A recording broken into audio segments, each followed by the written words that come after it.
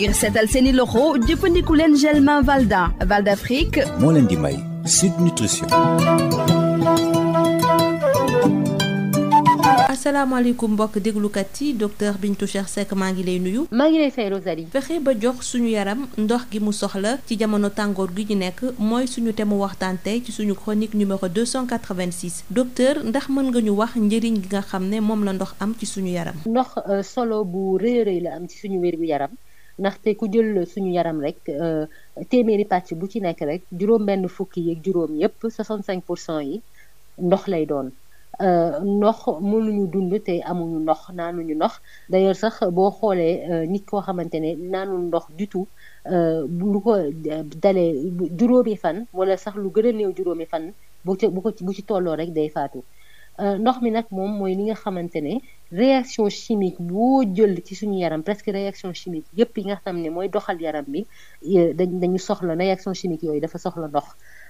beneen bi mooy ndox mooy jël ferñeent yi ak lépp li nga xam ne yaram bi moo ko soxla cër yi dañ koo soxla ndox moomu moo ni di jël yóbbu leen ci cër yi ngir cër yi mën a jëfandikoo ferñeent yooyu ndox mi aussi mooy tax képp koo xamante ne ñun ñëpp doomu aadama boo jël bu yaramam di daw yaram bi dafay am ay saleté yu muy produire yu muy génne te ndox moomu moo tax saleté yooyu mën a génn suñu yaram bu ndox mi jaarul woon foofu saleté yi dañuy des ci yaram bi ñu faatu et fi may mujjee mooy ndox mooy aussi def ni suñu yaram du tàng torop wala du sedd torop maanaam mooy réguler suñu température yaram donc ndox lu am solo la. docteur yan jeexital moo am ci nit koo xam ne du naan ndox mu doy. waaw jeexital yi am na jeexital yoo xamante ne ci saa si nañ koy yëg am na ñeneen jeexital yoo xamante ne bu ñu toogee diir bu yàgg lañ koy yëg.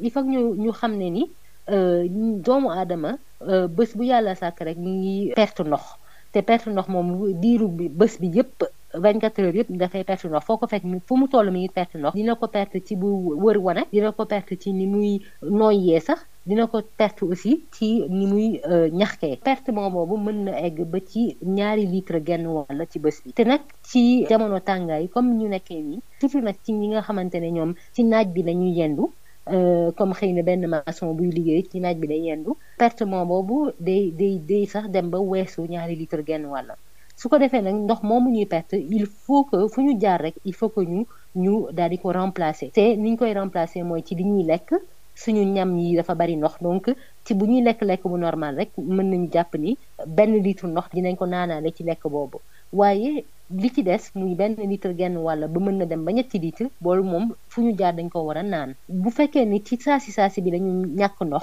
li ñu mën a yëg ci suñu yaram mooy coono ñu bari dañuy sonn du ñu xam lu tax ñuy sonn fekk ñàkk ndox mi rek moo tax dinañu yëg aussi ñenn ñi dinañu yëg ni seen xol bi dafay battre lu gaaw a gaaw ñu koy wax tachycardie ñu mel ni ñu tiit et puis ñeneen aussi mën nañu gis ne dañuy miir ñu koy wax vertige léegi nag am na ay jeexital yoo xamante ne ci kanam lañ koy gis ñu koy wax conséquence à long terme mooy koo xam ne day faral di seere constipation wala bu di am ñeneen jafe-jafe ci wàllu digestion reesaayu ñam yi ñeneen mën nañu am li ñuy wax calcul rénal maanaam ay xeer yu nekk ci roñon yi loolu lu méttee métti la ñàkk ndox moom mën na indi aussi tension ñu koy wax hypertension artérielle mën na également indi ay métti ci wàllu articulation yi surtout ci wàllu oom yi ak wàllu gannaaw gi diggu gannaaw gi et puis nañu jàpp ni ñàkk ndox aussi mooy indi gaaw a màgget maanaam der buy gaaw a ras. kon nag docteur bu yan tegtal ngay joxe ngir ñuy mën a hydrater maanaam jox suñu yaram ndox gi mu soxla ci jamono tàngoor gi ñu nekk. waaw am na juróomi tegtal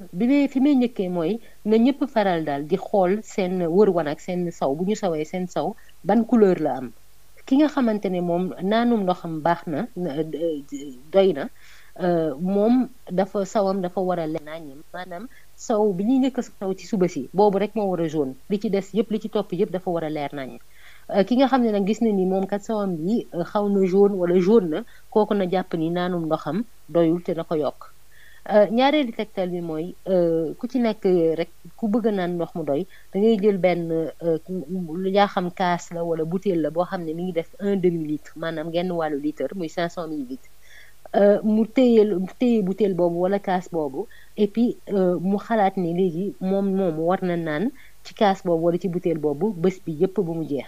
te bu boobaa dafay def loo xam ne day xalaat loo xam ne ñu ngi koy wax plan hydrique maanaam da ngay xam yow ban yenn waxtu nga war a naan su ko defee mu leer na ni yaa ngi naan mu doy.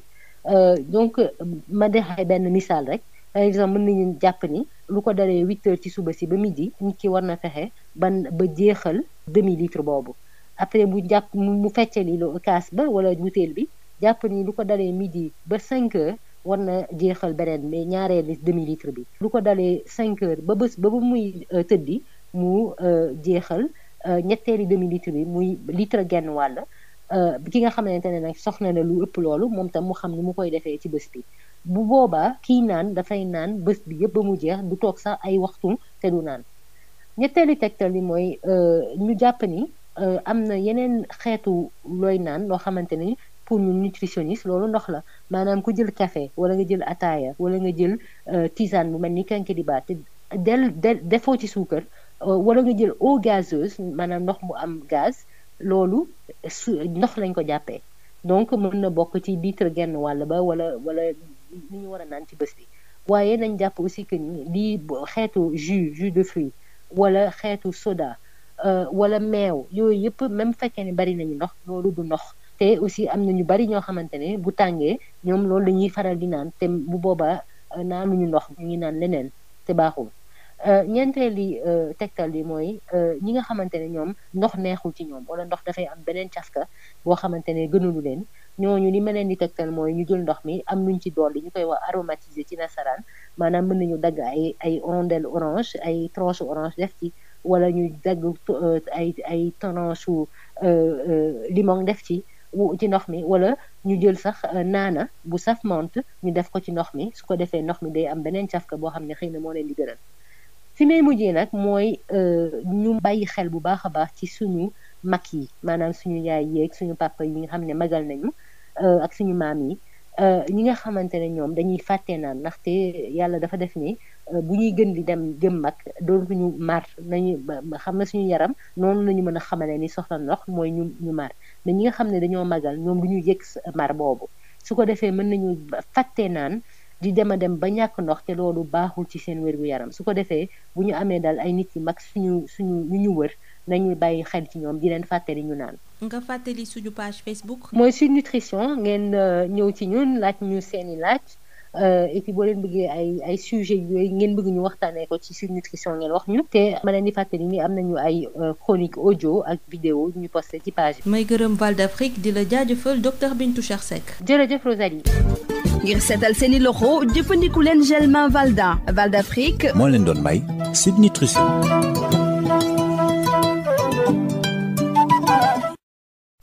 Le gel main Valda, efficace sur 99% des microbes. Val d'Afrique vous offre Sud Nutrition.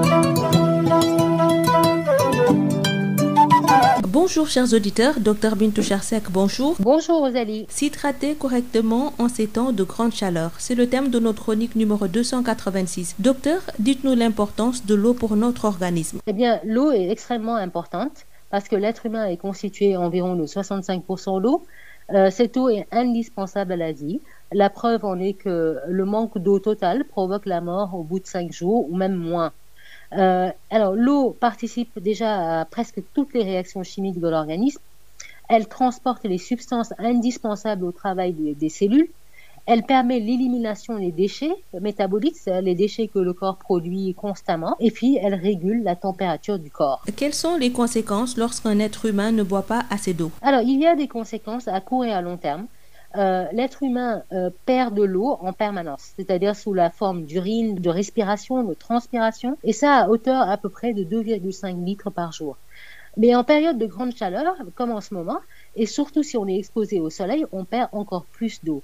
Alors, cette eau-là doit être remplacée à travers ce qu'on mange, environ 1 litre d'eau. On obtient 1 litre d'eau à partir des aliments. Et puis, il y a l'eau qu'on boit qui va varier entre 1,5 litre et 3 litres selon. Alors, le manque d'eau entraîne des conséquences immédiates, comme je disais, comme la fatigue, la tachycardie, c'est-à-dire un battement rapide du cœur, et puis des vertiges. Ensuite, il y a des conséquences à long terme comme la constipation et d'autres troubles digestifs, les calculs rénaux qui sont extrêmement douloureux, l'hypertension artérielle, les douleurs articulaires du genou et du dos, et puis le vieillissement prématuré de la peau. Alors docteur, quels sont vos conseils pour s'assurer une bonne hydratation en cette période de chaleur? Alors j'ai 5 conseils importants. Premier conseil, c'est qu'il faut observer la couleur de nos urines parce que cette couleur nous indique notre degré d'hydratation. Il n'y a que les premières urines du matin qui doivent être jaunes. Ensuite, toutes les autres urines devraient être claires quand on est bien hydraté. Donc, dès qu'on observe une couleur jaunâtre, voire jaune des urines, on sait que on doit boire parce qu'on manque d'eau. Le deuxième conseil, c'est qu'il faut se trouver un contenant de 500 ml, c'est un demi-litre d'un demi-litre, donc ça peut être une bouteille d'un demi-litre ou un verre d'un demi-litre, et le garder à portée de main et se définir ce qu'on appelle un plan hydrique, c'est-à-dire un plan qui nous dit qu'il faut boire à tel ou tel moment et tout au long de la journée. Donc, je donne un exemple d'un plan hydrique. Par exemple, on peut se dire, voilà, entre 8h et midi, je dois boire mes 500 ml d'eau, mon demi-litre. Entre midi et 17h, je dois boire un deuxième demi-litre. Et entre 17h et l'heure du coucher, un troisième demi-litre. Et ça nous fait 1,5 litre. Et bien sûr, ce serait plus pour quelqu'un qui a besoin de plus. Et de cette manière-là, effectivement, on boit tout au long de la journée. Le troisième conseil, c'est qu'il y a d'autres boissons qu'on considère comme de l'eau. Donc le café, le thé, la tisane ou le ataya sans sucre et puis l'eau gazeuse sont considérés comme de l'eau et donc peuvent être ajoutés à ce qu'on boit pour avoir notre total des besoins d'eau. Alors je précise du coup que les jus de fruits, les sodas ou le lait d'ailleurs ne comptent pas pour de l'eau, même si ce sont des boissons qui sont à base d'eau et qu'on est tenté d'en boire quand il fait très chaud. Le quatrième conseil, c'est que pour ceux qui ont du mal à boire, je leur conseille d'aromatiser l'eau. C'est-à-dire qu'on peut ajouter à l'eau des rondelles d'orange, des rondelles de citron ou encore des feuilles de menthe si ça peut faciliter la prise d'eau. Et enfin, le dernier conseil, c'est plutôt une mise en garde. Alors, il faut s'assurer que les personnes âgées autour de vous boivent suffisamment parce que les personnes âgées ressentent moins le besoin de boire. Et donc, elles oublient de boire et risquent d'être déshydratées. Et ça, c'est un problème de santé majeur chez les personnes âgées. On termine par la page Facebook. C'est Sud Nutrition. Venez nous poser vos questions, nous suggérer des thèmes. Et sachez qu'il y a des chroniques vidéo et audio qui sont postées sur la page. Merci à Val d'Afrique et à vous, Dr Bintou Chersek. Merci Rosalie. Le gel main Valda, efficace sur 99% des microbes. Val d'Afrique vous a offert Sud Nutrition.